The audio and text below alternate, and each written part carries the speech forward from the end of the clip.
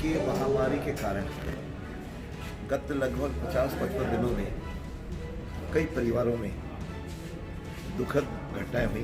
उनके किसी न किसी परिजन की देहावलोकन हुआ।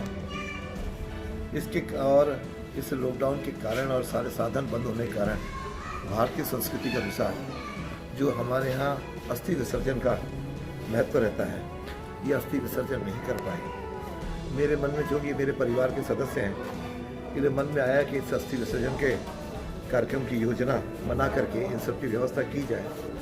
उस अनुसार परसों शाम को अजमेर से ये 32 लोग रवाना हुए, हरिद्वार गए और जाने से पहले हमने सारी बस को और सबको सैनिटाइज भी करवाया और इन सबको एक एक हमने सैनिटाइज़र, साबुन और 2 मास्क किट भी दिए, परिवार किट। तो लेकर के लगभग 6 बजे रवाना हुए और अगले दिन प्रातःकाल ये हरिद्वार पहुँचे। वहाँ पहुँच करके एक आश्रम में सारी व्यवस्थाएं की थी। उस आश्रम में ये लोग पहुँचे, वहाँ पे जो भी फ्रेश वगैरह होकर के अपने अपनी धार्मिक प्रक्रिया के अनुसार या घाटों पे गए और वहाँ अस्थि विसर्जन किया इन्होंने। तत्पश्चात वहाँ पे लौट करके आश्रम में दोपहर का भोजन किया और शाम के भोजन पैकेट लेकर के कल शाम को रवाना हुए। चूँकि अपने परंपरा है हरिद्वार के बाद पुष्कर आना होता है, इसलिए सब लोग पुष्कर पहुँचे। अब ये पुष्कर आए हैं और व्यवस्था रहती है कि कहीं ना कहीं घर जाने से पहले अपने मुंह को चेक करके ही जाना होता है, नहा करके। उस वक्त यहाँ पे अभी चाय और बिस्कुट की व्यवस्था की है। उसके बाद अपने अपने घर जाएंगे।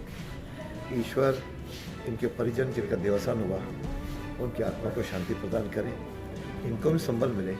वास्तव में इन परिवारों ने अपने आप में बहुत राहत अनुभव की है, क्योंकि किसी के यहाँ भी अस्थियों का इंतज़ार करना बहुत बड़ा पीड़ादायक भी होता है और उनका रहता है कि इसको कब मैं अस्थि विसर्जन करूँ।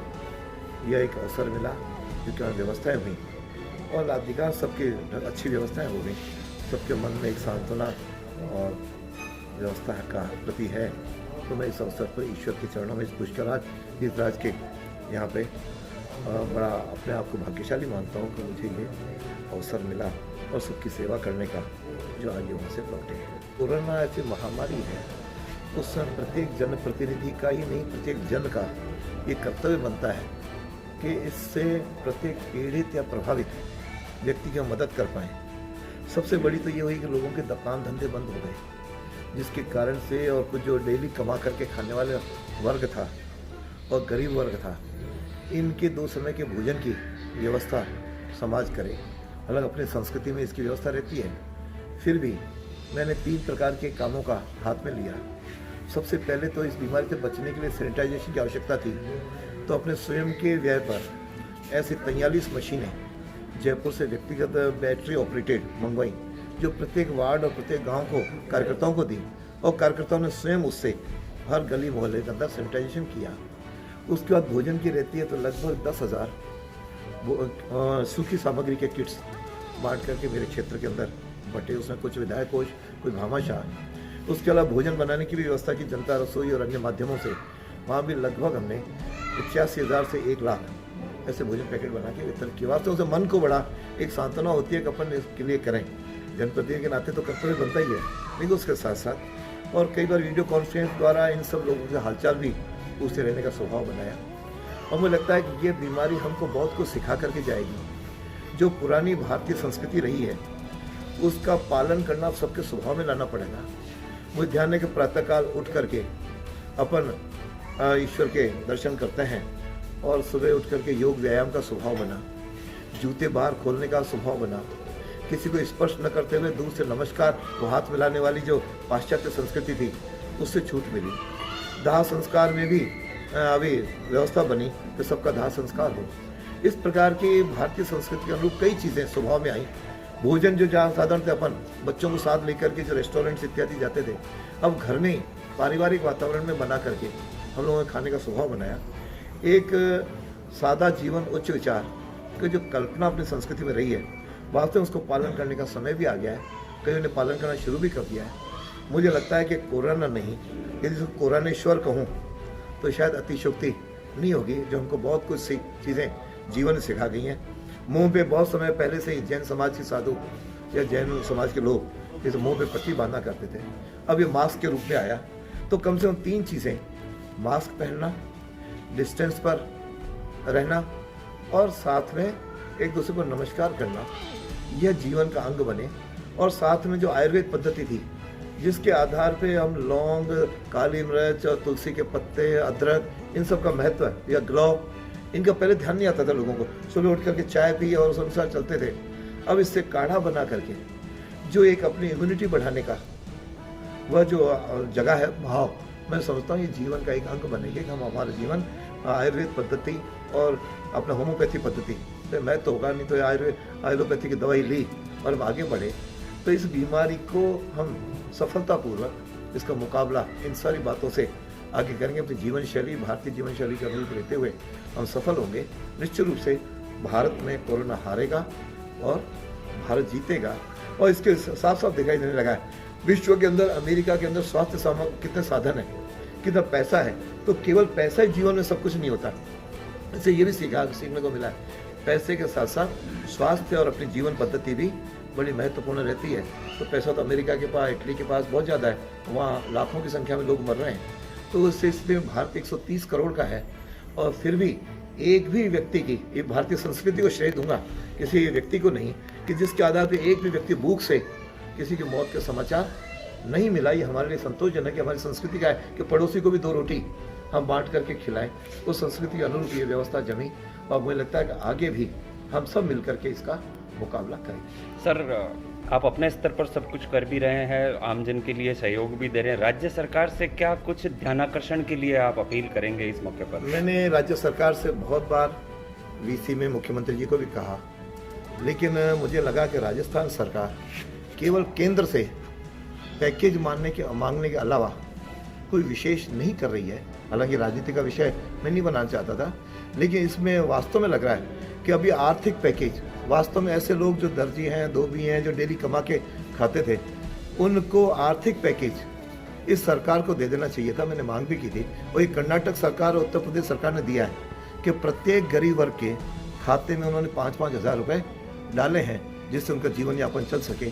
और राजस्थान सरकार इसमें भी टाल मटोल कर रही है। फिर इन्होंने बिजली के बिल, हमने कहा माफ़ करें, और प्रियंका ये यूपी सरकार से तो मांग कर रही है कि आप इसके माफ़ करो, लेकिन राजस्थान उनकी पार्टी की सरकार है, ये माफ़ नहीं कर रही है। माफ़ तो न करती, लेकिन अभी आज उन्होंने एक और सर्कुलर आया कि जो 3 महीने के लिए स्थगित किए थे उस पर 2% पेनल्टी लगा करके उनसे वसूली की। तो इस काल के अंदर ये तो और कोरोना से जो त्रस्त लोग हैं उनके ऊपर हैवी एक प्रकार का जो तोहफा दे रही है इस रूप में, वास्तव में निंदनीय है। इसलिए इस प्रकार का राज्य सरकार, फिर हमने कहा APL के लोग हैं, कहीं का राशन कार्ड नहीं है, जरा APL कार्ड वालों को दो, तो इस प्रकार का राशन की व्यवस्था करो। तो केवल एक ऊपर से औपचारिक मान करके, अभी जैसे बसों की बात चली, मुझे बड़ी पीड़ा होती है कि आपने यूपी के बॉर्डर पे तो बसें भेज दी और जब वहाँ से छात्रों को लेने के लिए आई उनसे आपने पैसे चार्ज कर लिए।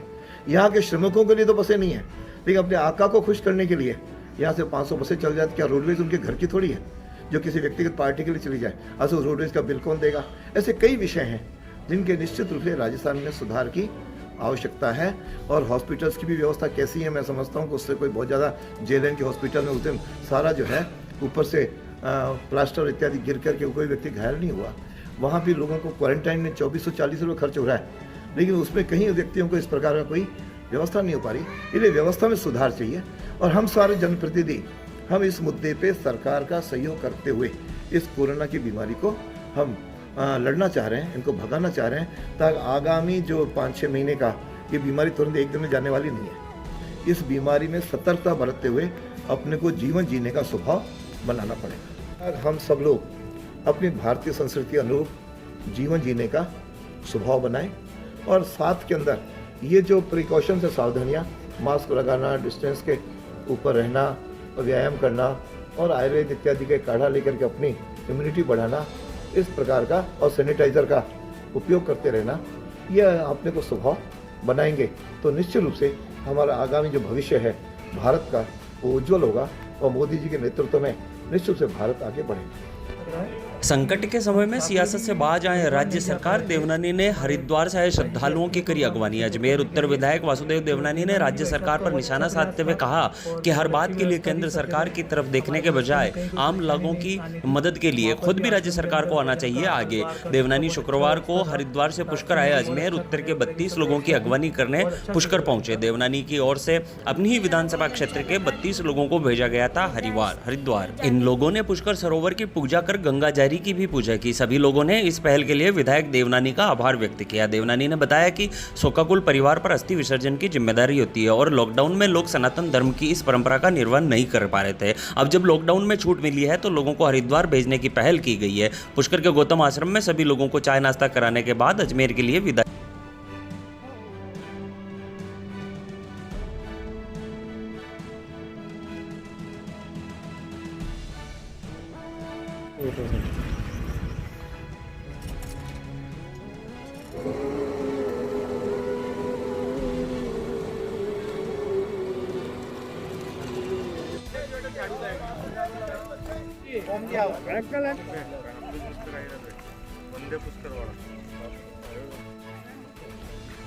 जगत पिता ब्रह्मा जी की पावन भूमि जो करोड़ों हिंदुओं की आस्था का केंद्र है, जहाँ ब्रह्म सरोवर, जहाँ लोग आस्था की डुबकी लगाने के लिए आते हैं, पुष्कर सरोवर में पर्याप्त और निर्मल जल आता रहे, मिट्टी रहित जल आता रहे, इसके लिए हमने जिला प्रशासन से इस जो तीनों फीडर राष्ट्रीय झील संरक्षण योजना के तहत बनाए गए, उसमें पिछले 10 सालों में भारी मिट्टी और झाड़ झंकार जमा हो गया था, उसको साफ करने के लिए और प्लस लॉकडाउन में जो आज मजदूरों को आर्थिक समस्या झेलनी पड़ रही है, एक पंथ दो काज की इस दशा में हमने माननीय जिला प्रशासन और मुख्यमंत्री जी से मांग की थी कि भाई पुष्कर सरोवर के में जमा मिट्टी को हटाया जाए और मरम्मत की जाए और जो झाड़ झंकार है उसको हटाया जाए। साथ साथ दोनों काम हो जाए, पुष्कर सरोवर में निर्मल और पर्याप्त जल आए आगामी मानसून में और हजारों लोगों को रोजगार मिले। इसके तहत जिला प्रशासन ने 57 लाख रुपए सभी फीडरों के लिए स्वीकृत किए हैं और आज आप देख रहे हैं कि आज खुशी का दिन है हमारे पुष्कर तीर्थवासियों के लिए और पुष्कर के लिए कि आज ये काम शुभारंभ हो गया है और इसका श्रेय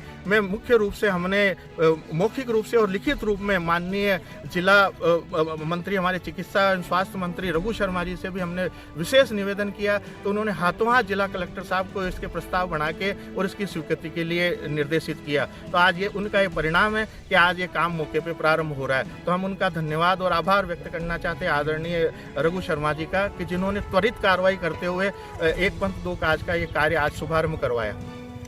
युगों से जो हिंदुओं का आस्था का केंद्र पुष्कर राज के नाम से जो सब तीर्थों का गुरु है, अगर यहाँ नहीं अगर आए तो आप जो 4 धाम की यात्रा करके आए वो असफल मानी जाती है, क्योंकि शास्त्रों के अंदर, पुराणों के अंदर लिखा हुआ है। आज करोड़ों हिंदुओं की आस्था का केंद्र पुष्कर राज, जिसके लिए 10 साल के अंदर किसी ने कोई आवाज़ नहीं उठाई और जो पिछली सरकार थी उन्होंने भी 1 रुपये से पुष्कर राज के लिए कोई भी 1 पैसा नहीं दिया। इस जो ये गंदी मिट्टी आ रही है, झाड़ झंकार आ रहे हैं या खाद आ रहा है, ये सारा सब जो करोड़ों हिंदुओं का पुष्कर राज केंद्र है, वहाँ जो कचरा आता है, कम से कम कचरा रहित और निर्मल जल, शुद्ध जल पुष्कर राज के अंदर आए, जहाँ हजारों ने करोड़ों आदमी डुबकी लगा करके इस पावन तीर्थ में स्नान करके अपने आप को धन्य मानते हैं। तो हमने विचार किया, हमारे सभी कांग्रेस के 9 पार्षदों ने, तो हम विचार विमर्श करके हमने सीएम साहब से गुहार लगाई और हमारे माननीय सीएम साहब और माननीय जो हमारे जिले के स्वास्थ्य मंत्री जी रघु जी शर्मा, हमने उनसे निवेदन किया और लिखित में भी और मौखिक रूप से भी हम मिलकर के निवेदन किया। उन्होंने कलेक्टर साहब से और उन्होंने योजना बना करके जो 57 लाख रुपए का ये कार्य साफ सफाई के लिए, केवल फीडर के लिए, नाला फीडर है, सावित्री फीडर है, करेकड़ी फीडर है, तो जब ये कार्य, जब ये मिट्टी इतनी हजारों टन के अंदर है, ये मिट्टी साफ अगर हो जाती है तो पुष्कर राज के अंदर एकदम स्वच्छ जल पानी आएगा। उससे हजारों ने, करोड़ों हिंदुओं की आस्था का एक जो केंद्र पुष्कर राज है, उसकी भावना को, लोगों की भावना को एक नई जागरूकता उत्पन्न होगी। मनरेगा के तहत फीडर सफाई का कार्य हुआ शुरू, उपखंड अधिकारी ने लिया जायजा। जिला प्रशासन के आदेश के बाद शुक्रवार को पुष्कर सरोवर के फीडरों की सफाई का काम शुरू हो गया। गनाहेड़ा और नाला क्षेत्र की करीब 350 श्रमिकों ने मेन फीडर सहित Pushkar feeder, Savitri feeder, Kharekadi feeder में सफाई का काम शुरू कर दिया। सामाजिक कार्यकर्ता अरुण पाराशर, पार्षद ओम प्रकाश डोलिया ने मजदूरों का मुंह मीठा करवाकर काम का श्री गणेश किया। उपखंड अधिकारी देविका तोमर ने भी कार्य का जायजा लेकर आवश्यक दिशा निर्देश दिए। उपखंड अधिकारी देविका तोमर ने बताया कि इस कार्य से पुष्कर सरोवर में स्वच्छ और निर्मल जल पहुंचने का मार्ग प्रशस्त होगा। सामाजिक कार्यकर्ता अरुण पाराशर ने इस कार्य के लिए चिकित्सा एवं स्वास्थ्य मंत्री डॉक्टर रघु शर्मा, जिला कलेक्टर विश्व मोहन शर्मा सहित मुख्यमंत्री अशोक गहलोत और विशेष रूप से उपखंड अधिकारी देविका तोमर का आभार व्यक्त किया है। गौरतलब है कि पाराशर ने ही सबसे पहले इस मुद्दे को सरकार और प्रशासन के ध्यान में आकर्षित करवाया था। अजय मेरू एक्सप्रेस ने सबसे पहले इस मुद्दे को प्रमुखता के साथ प्रकाशित किया था। कांग्रेस पार्षद ओम डोलिया ने भी चिकित्सा मंत्री रघु शर्मा का आभार जताया। इस दौरान सामाजिक कार्यकर्ता अरुण पाराशर, पार्षद ओम डोलिया, शंभू चौहान, कांग्रेस नेता हिमांशु कुमावत भी मौजूद रहे। आज नरेगा के तहत 5 फीडरों में लगभग 350 मनरेगा लेबरर्स के द्वारा कार्य शुरू किया गया है। तो इसमें हम आज यहाँ पे निरीक्षण करने आए थे। सभी अपने डीसिल्टिंग का जो ये कार्य है उसको नरेगा के तहत कर रहे हैं। फीडर में स्वच्छ पानी आए, बिल्कुल साफ सुथरा, बिल्कुल कोई दूषित नहीं हो, पहाड़ियों से स्वच्छ पानी आकर के फीडर से पुष्कर राज में आए, इसके लिए ये कवायद आज चालू करी। 57 लाख रुपये। लेसवा गांव में 2 सगे भाई आए कोरोना पॉजिटिव। अहमदाबाद से कल ही आए थे लेसवा। पुष्कर के ग्रामीण क्षेत्रों में कोरोना का कोहराम लगातार जारी है। शुक्रवार को निकटवर्ती नांद पंचायत के रामपुरा गांव में मुंबई से आए 2 सगे भाई की कोरोना रिपोर्ट पॉजिटिव आई। दोनों को लेसवा स्कूल में किया गया था क्वारंटाइन। लेसवा में कोरोना पॉजिटिव की सूचना पर उपखंड अधिकारी देविका तोमर, डॉक्टर आर के गुप्ता के नेतृत्व में मेडिकल टीमें मौके पर पहुंची। विभाग की टीम, पुलिस और प्रशासन के अधिकारी मौके पर पहुंचे। आसपास के क्षेत्र में एहतियात के तौर पर आवश्यक कदम उठाने की कार्रवाई शुरू कर दी है। आसपास के क्षेत्र को सैनिटाइजर कर जीरो मोबिलिटी क्षेत्र घोषित कर दिया गया है। उपखंड अधिकारी देविका तोमर ने बताया कि सभी पंचायतों को पाबंद किया गया है कि बाहर से आने वाले, विशेष रूप से रेड जोन गुजरात और महाराष्ट्र से आए लोगों को गांव के स्कूलों में ही क्वारंटाइन किया जाए। आज लेसवा में 2 आए हैं जो मुंबई से आए थे, उनको क्वारंटाइन करा गया था। उनके जो कॉन्टैक्ट्स हैं उनको भी रख दिया, आज भेज दिया गया है। साथ ही मुंबई से रात में एक युवक आया है रामपुरा नांद में, उसको भी क्वारंटाइन सेंटर में ही रखा गया था लेसवा में। और समस्त ग्राम पंचायतों के पीओज को इसमें पाबंद कर दिया गया है कि जो भी बाहर से आए, स्पेशली रेड जोन से, अगर मुंबई, महाराष्ट्र या अहमदाबाद या कहीं से आते हैं तो उनको तुरंत क्वारंटाइन जो स्कूल्स हैं हमारे सेंटर्स, उनमें रखा जाएगा और अगले दिन सैम्पलिंग के लिए भेजा जाएगा। एहतियात के तौर पे जैसा कि पुष्कर की जनता आज तक सपोर्ट करती आई है, अभी लॉकडाउन 4 अभी भी जारी है। इस बात से वे बिल्कुल ध्यान रखें। इस बात का ये उनको इल्म होना चाहिए कि अभी भी 5 लोगों से ज़्यादा एक जगह इकट्ठे नहीं हो सकते। किसी छोटी शॉप पे अगर जाते हैं तो 2 लोगों से ज़्यादा उस शॉप में घुस नहीं सकते और ढंग से इसका लॉकडाउन का पालना करें और कोरोना से बच के रहें। वट अमावस्या के मौके पर पुष्कर पहुंचे विधायक सुरेश टांक। विश्व कल्याण के लिए किया कोरोना मुक्ति यज्ञ। स्थानीय रघुनाथ शाह मंदिर में पंडित कैलाशनाथ दादीज के आचार्यत्व में कोरोना मुक्ति यज्ञ करने के लिए किशनगढ़ विधायक सुरेश टांक पहुंचे।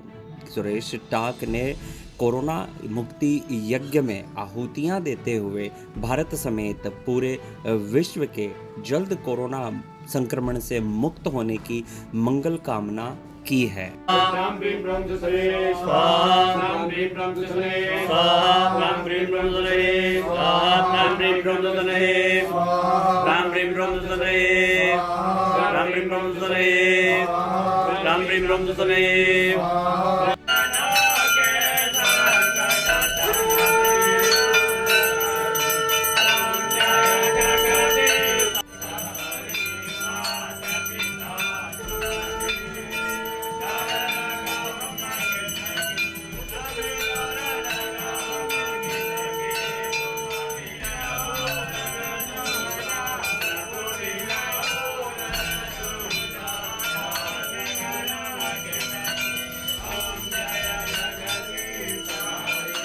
आयोजन नहीं है, ये आस्था है और आस्था ही विश्वास है हमारा। हम सनातन संस्कृति में विश्वास करने वाले लोग हैं और भारत देश तो हमेशा देवी देवताओं को पूजता है। 36 करोड़ देवी देवता निवास करते हैं, साक्षात ब्रह्मा जी यहाँ रह रहे हैं, पूरा विश्व यहाँ आता है आशीर्वाद देने। तो मैं भी इसी कामना के साथ यहाँ आया हूँ कि इस कोरोना महामारी में मैं ईश्वर से, ब्रह्मा जी से, पुष्कर राज से ये निवेदन करूँ कि ये जो कोरोना महामारी हमारे देश में आई है, इससे हमें मुक्ति दिलाएं, इसको जल्द से जल्द हरा के हमारे भारत देश का प्रत्येक नागरिक इसको हरा के यहाँ से दूर भगाए, ताकि हम आम जनजीवन हमारा सामान्य हो और हम जैसा पहला जीवन जी रहे थे उस तरह का जीवन जिए।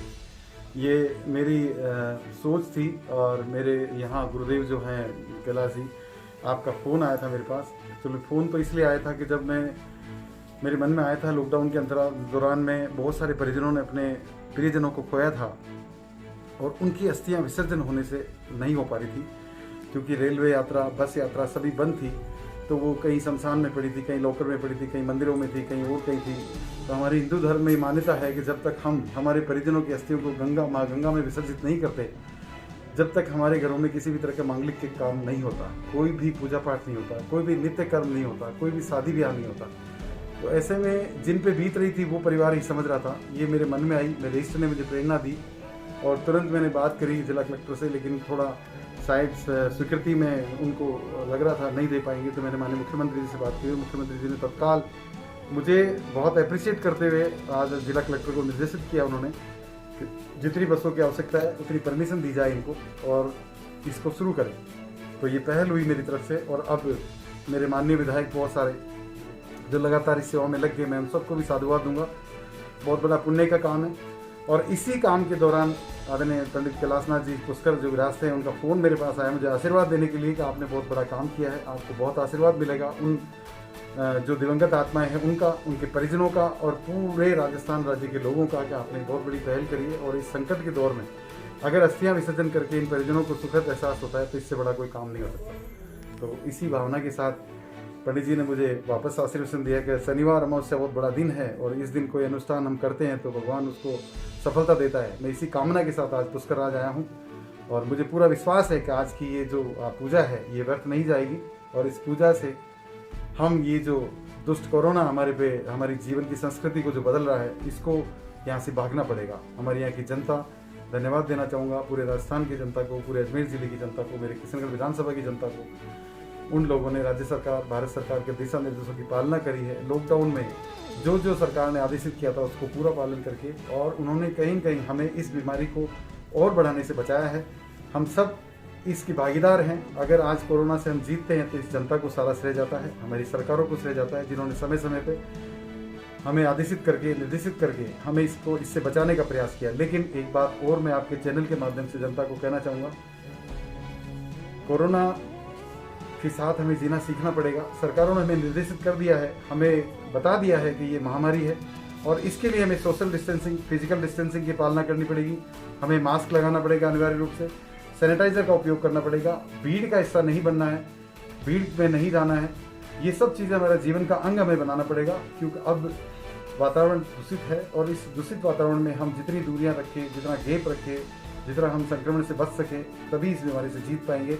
आप सबका धन्यवाद। उसका राज को प्रणाम करता हूँ, ब्रह्मा जी को प्रणाम करता हूँ और ये निवेदन करता हूँ कि इस राज्य से, इस मेरे भारत देश से इस महामारी को दूर करें और हमारे आम जन को सुखी करें।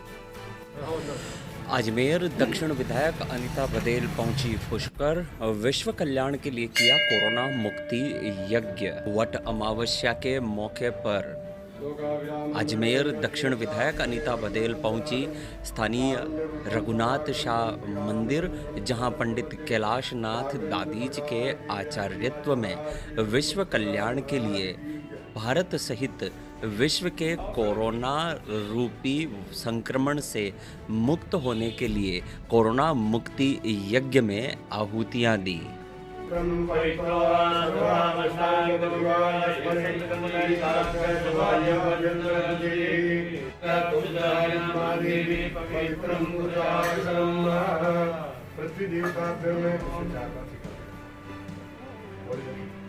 वस्त्रं समर्पयामि तस्मात् स्वादायन्ते गणपतये नमो नमः सिद्धि नमो नमः हर्ष विनायक नमो नमः की जय हो मंगलाकाली भद्रकाली कपाली दुर्गा सदा नमः। देखिए, तीर्थराज पुष्कर में यदि कोरोना मुक्ति अनुष्ठान किया जाता है तो वो बहुत ही फलदायी होगा, ऐसा मेरा विश्वास है। क्योंकि ये कहते हैं कि पुष्कर में आने से सभी जो पाप है वो खत्म होते हैं, बुराइयाँ खत्म होती हैं।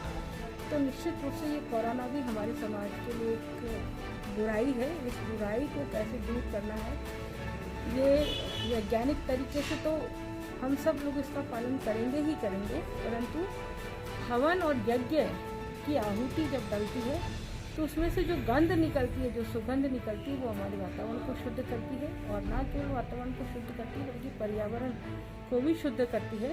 कोरोना में जो इतना लॉकडाउन हुआ वो पर्यावरण शुद्धि की ओर था, तो एक तरफ प्रकृति की ओर हम सब लौट रहे हैं। तो निश्चित रूप से ये जो यज्ञ हुआ है आज पंडित कैलाश जी के इस आवास पर, इस मंदिर के प्रांगण में, वो निश्चित रूप से ही फलदायी होगा और हम सब लोग उसका लाभ प्राप्त करेंगे। देखिए, सबसे पहले बात तो मैं ये कहूँगी कि राज्य सरकार हमेशा से शुरू से रोना रो रही है कि हमारे पास पैसा नहीं है, पैसा नहीं है। अशोक गहलोत जब मुख्यमंत्री बने हैं तब उनको यही रोना रहा है। केंद्र सरकार ने 20 लाख करोड़ रुपए का पैकेज पूरे भारत वर्ष के लिए किया है। इसके अतिरिक्त 40 मिलिट्री टन अनाज राज्य सरकार को दिया गया है। और अभी ये जो 37 प्रकार की श्रेणियां बनी हैं उनका जो खाद्यान्न वितरण होगा, मैं आपको बताना चाहती हूँ, जनता को बताना चाहती हूँ आपके चैनल के माध्यम से कि यह खाद्यान्न भी केंद्र सरकार ने ही दिया है, ये राज्य सरकार ने नहीं दिया है। साथ में उज्ज्वला गैस के जो निःशुल्क कनेक्शन थे उसमें गैस सिलेंडर 3 महीने तक दिया है। 500 रुपये सभी जीरो बैलेंस के खाता धारक महिलाओं को मिला है। पेंशन केंद्र सरकार ने दी है। तो ये सब कुछ जो दिया है वो केंद्र सरकार ने ही दिया है। 1 किलो दाल की बात हो वो भी केंद्र सरकार ने दिया। तो मेरा तो प्रश्न यह है कि राज्य सरकार ने खर्च किस पे किया है, जो वो कंगाल हो गई है। पैसा कहाँ गया है उसका, जो वो कह रही है कि मेरे को पैसा नहीं है, मेरे पास पैसा नहीं है। ये सबसे बड़ा प्रश्न राज्य सरकार पर है और राज्य सरकार को, जनता को इसको जवाब देना पड़ेगा। कुछ आयोजन हुआ था और कौन अतिथि थे? आज ब्रह्मा की इस पवित्र नगरी में, जहाँ ब्रह्म सावित्री और ब्रह्म गायत्री विराजमान है, जहाँ ब्रह्मा जी का ये सरोवर है, ऐसा लिखते हैं कि ज्येष्ठ कृष्ण अमावस्या को शनि भगवान का जन्मोत्सव हुआ था। आज शनि भगवान की जयंती है। पितरों की और देव कार्यों की आज अमावस्या भी है और संत ज्ञानेश्वर जी महाराज की जयंती का भी आज दिन है और वट सावित्री भगवान का आज बहुत बड़ा परम पावन दिन है।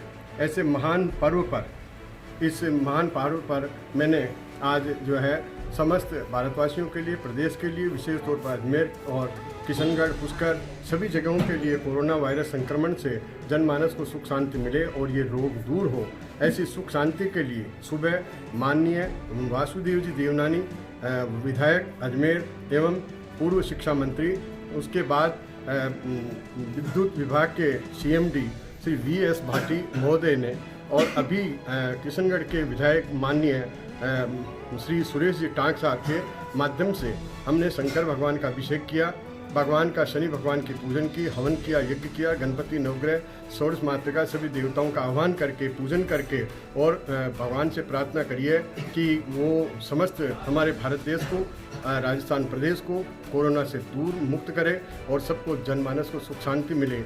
ऐसी कामना के साथ आज हमने हवन, यज्ञ और पूजन किया, इससे सबको शांति मिले।